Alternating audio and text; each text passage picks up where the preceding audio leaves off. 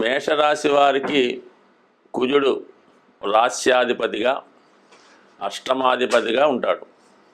అందుకని మేషరాశి వారికి ఎస్పెషల్లీ కుజుడు శుభుడు అవటం వల్ల ఏ భావంలో ఉన్నప్పటికీ కూడా 99% శుభ ఫలితాలు మాత్రమే ఇవ్వడం జరుగుతూ ఉంటుంది.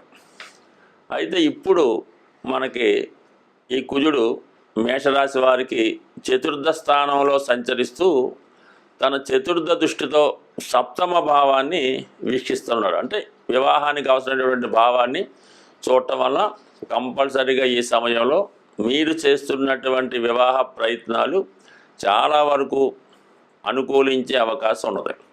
అయితే ఇప్పుడు ఏమైందంటే మనకి రవి కుజుడి యొక్క రాశిలో ఉండడం వల్ల మరి ఈ కుజుడు సూర్యుని యొక్క ఫలితాలు కూడా ఇవ్వవలసి ఉంటుంది. సాధారణంగా సూర్యుడు వివాహానికి పెద్దగా ఇండికేట్ చేయడమాట, అతనికి అంగీకారం ఉండదు. వివాహ విషయంలో బ్రహ్మచర్యంగా ఉండడానికే ఎక్కువ సూర్య భగవానుడు ఇష్టపడుతూ ఉంటాడు. అయితే అక్కడ సప్తమ స్థానంలో కూడా రవి నీచపడుతూ ఉంటాడు.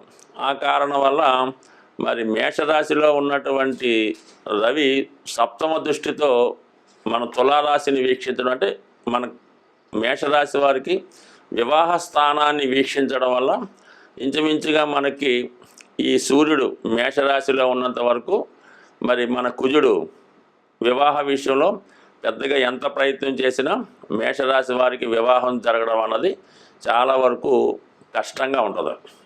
ఎప్పుడైతే మనకి ఇంచుమించుగా మనకి ఈ మే 15వ తారీఖు, మే 14వ తారీఖు దాకా అక్కడే ఉండి ఇంచుమించుగా మే 15వ తారీఖున రవి ఆ రాశి నుంచి మారడం జరుగుతుంది. అందుకని ఇప్పుడు వివాహ ప్రయత్నాలు చేస్తున్నవారు మే 15వ తారీఖున మీరు గట్టిగా మేషరాశి వారు వివాహ ప్రయత్నాలు చేస్తే మీ వివాహ ప్రయత్నం ఫలించే అవకాశం ఉంటుంది.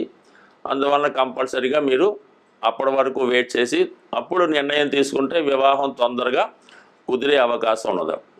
ఇక శుక్రుడు కూడా కొంతవరకు ఏంటంటే 12వ స్థానంలో సంచరిస్తూ ఉన్నాడు. శుక్రుడు 12వ స్థానంలో సంచరించడం అన్నది ఈ మేషరాశి వారికి కొంతవరకు వివాహానికి అడ్డంకిగానే ఉండే అవకాశం ఉంది. ఎందుకంటే సప్తమాధిపతిగా ఉన్నటువంటి శుక్రుడు 12వ స్థానంలో ఉన్నాడు. అంటే తన రాశి నుంచి 6వ స్థానంలో ఉండడం వల్ల సాధారణంగా వివాహానికి ఇది అనుకూలత ఏర్పడదు. అలాగే వివాహం అయిన వారు కూడా చాలా వరకు ఏదో ఒక విభేదాల్లో, అభిప్రాయ భేదాల్లో ఉండే అవకాశం ఉన్నది. సో అందువలన ఏంటంటే ఈ సమయంలో కొంతవరకు ఈ మేషరాశి వారు రవి యొక్క స్థితి తొలగిన తర్వాత, అయితే మనకి మే 15 తర్వాత మీరు చేసే వివాహ ప్రయత్నాలు చాలా వరకు అనుకూలించే అవకాశం ఉంది. మరి ఈ సమయంలో మరి శుక్రుడు ఉన్నటువంటి స్థితిని బట్టి చూసినప్పుడు చాలా వరకు మీకు బాగా చదువుకున్నటువంటి, ఇంచుమించుగా పీజీ వరకు చదువుకున్నటువంటి, బాగా హోదా కలిగినటువంటి కుటుంబం నుంచి ఒక మంచి అమ్మాయి ఈ సమయంలో మీకు భారీగా వచ్చే అవకాశం ఉంటుంది. అంటే వివాహానికి గురుబలం కూడా అవసరం కాబట్టి మీరు ఈ శుక్రుడుతో పాటు గురువు కూడా మీకు ఈ నెల ఇంచుమించుగా 15వ తారీఖు వరకు ఈ కుటుంబ స్థానంలో ఉండి అక్కడ నుంచి 3వ స్థానానికి వెళ్తాడు. 3వ స్థానంలోకి వెళ్ళినటువంటి గురువు సప్తమాన్ని కూడా వీక్షిస్తూ ఉంటాడు అన్నమాట. ఇవన్నీ కూడా ఈ మేషరాశి వారికి ఈ మే 15వ తారీఖు తర్వాత వివాహానికి చాలా మంచి పరిస్థితులు అనుకూలంగా ఉన్నాయి. అయితే కుజుడి యొక్క కారకత్వాలు ఇంకా ఎలా ఉంటుందంటే భూములు, స్థిరాస్తులు ఇవన్నీ కూడా కుజుడు ఇచ్చే వాటిలో ఒకటి కాబట్టి అందుకనే చాలామందికి వివాహం జరిగినప్పుడు ఎక్కువగా ఈ భూమి కట్నంగా రావడం జరుగుతూ ఉంటుంది. కొంతమంది పెద్దవారు కూడా ఈ అబ్బాయికో అమ్మాయికో వివాహం జరిగినప్పుడు వారు ఈ అమ్మాయి పేరుతోనో అబ్బాయి పేరుతోనో కొంత ఆస్తిని కూడా రాయడం జరుగుతూ ఉంటుంది. అంటే దీన్ని బట్టి ఏంటంటే కంపల్సరీగా వివాహానికి భూమికి కుజుడికి సంబంధం ఉంటుంది. ఈ కారణం వల్ల ఏంటంటే మరి అష్టమాధిపతిగా రాస్యాధిపతిగా ఉన్నటువంటి కుజుడు చతుర్థ స్థానంలో సంచరించడం వల్ల మీరు ఈ సమయంలో ఏదైనా ఒక ప్లేస్ నుంచి వేరే ప్లేస్లోకి మారడానికి, అలాగే మీ పేరుతో ఉన్నటువంటి ఏదైనా భూమి స్థిరాస్తి విక్రయించి వేరొక చోట కొనడానికి కూడా చాలా వరకు కుజుడి యొక్క అనుకూలత ఏర్పడుతుంది. కాబట్టి సాధారణంగా మరి ఈ మన మేషరాశి వారు ఈ సంవత్సరం వివాహం చేసుకోవడానికి ఎవరైతే రెడీగా ఉన్నారో వారి యొక్క వివాహ ప్రయత్నాలు మే 15 తర్వాత సక్సెస్ అయ్యే అవకాశం ఉన్నది, అంటే సంబంధం నిశ్చయం అయ్యే అవకాశం ఉన్నది. స్వస్తి.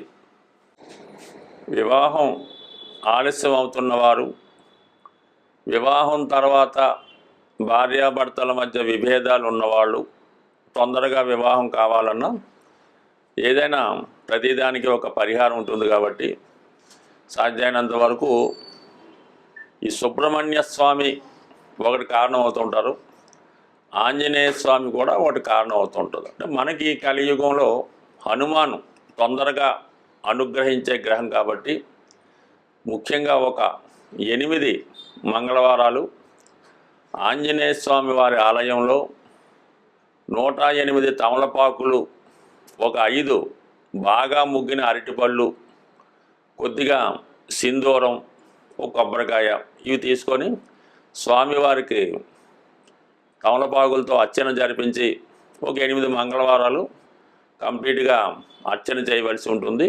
మధ్యలో ఏదైనా ఆటంకం వస్తే దాన్ని కంటిన్యూ చేసుకోవచ్చు. అయితే ముఖ్యంగా స్త్రీలు వేకువజామునే లేచి ఈ స్నానం చేసేటప్పుడు ఆ నీళ్ళలో కొద్దిగా పసుపు కలిపి మంగళ స్నానం చేసిందాకా తలక స్నానం అది చేయవలసి ఉంటుంది. సాంప్రదాయ దుస్తులు ధరించవలసి ఉంటుంది. కంపల్సరిగా గాజులు, అంటే మట్టి గాజులు, దాన్ని గాజులు అంటారు. 2 చేతులకు కూడా కనీసం ఒక చేతికి 8, ఒక చేతికి 8, అది ఎరుపు రంగు అయితే వెరీ బెటరు, ఆకుపచ్చ రంగు అయినా పర్వాలేదు. ఈ విధంగా వాళ్ళు సాంప్రదాయ దుస్తులతో సాంప్రదాయంగా ఈ పసుపు కలిపినటువంటి నీటితో స్నానం చేసి వాళ్ళు ఈ 8 మంగళవారాలు కంప్లీట్ చేయవలసి ఉంటుంది. మగపిల్లలు కూడా ఇంచుమించుగా సాంప్రదాయ దుస్తులతోనే చేయాలి. ఆ మంగళవారం కంపల్సరీగా నియమంగా ఉండాలి. ఆ ఒక్కరోజు మామూలుగా భూమి మీద సాపేసుకొని తలగడేసుకొని దుప్పటితో కప్పుకోవచ్చు. మన మంచం మీద కాకుండా విడిగా సెపరేట్గా పడుకొని ఈ 8 వారాలు పూర్తి చేయడం వల్ల కంపల్సరీగా 8వ వారం అవ్వకుండానే వివాహం జరిగే అవకాశం ఉంటుంది. ఇంకా ఈ సమయంలో ఏంటంటే ఏదైనా కొంతమంది వివాహం అయినటువంటి ముత్తైదువులంటి స్త్రీలకి ఏదైనా పలహారం ఇవ్వడం, వాళ్ళకి కందిపప్పుతో ఉన్నటువంటి కలిపినటువంటి భోజనం, అంటే అన్నీ ఉంటాయి, దాంతోపాటు కందిపప్పు కూడా కంపల్సరీగా ఉండడం, ఈ విధంగా చేయవలసి ఉంటుంది. కంపల్సరీగా 8 మంగళవారాలు ఆంజనేయ స్వామి తమలపాకులు పూజ చేస్తే 100% ఈ వివాహానికి ఎక్కడున్నా స్వామి ఆ వివాహ సంబంధం కలిపే అవకాశం ఉంటుంది. సరే, ఇది కొంతవరకు ఉంది. కొంతమంది ఈ మంగళవారం రోజు చీమలకి పంచదార బియ్యం పిండి ఆహారంగా వేయటం వల్ల, లేదంటే చెరువులో ఈ నదుల్లో ఉన్నటువంటి చేపలకి ఆహారంగా ఏదైనా బిస్కెట్లో పేలాలో అవి వేయడం వల్ల అనేక రకాలు పరిహారాలు ఉంటాయి. ఇవి తొందరగా శీఘ్రంగా పరిహారం జరుగుతూ ఉంటుంది. కాబట్టి ఈ హనుమాన్ చాలీసా పారాయణ చేయడం వల్ల కూడా వివాహం అవుతుంది. సుందరకాండ పారాయణ, హనుమాన్ చాలీసా, ఏదైనా హనుమాన్ ఆరాధించడం వల్ల కుజగ్రహ అనుగ్రహంతో తొందరగా వివాహం జరిగే అవకాశం ఉంటుంది. స్వస్తి.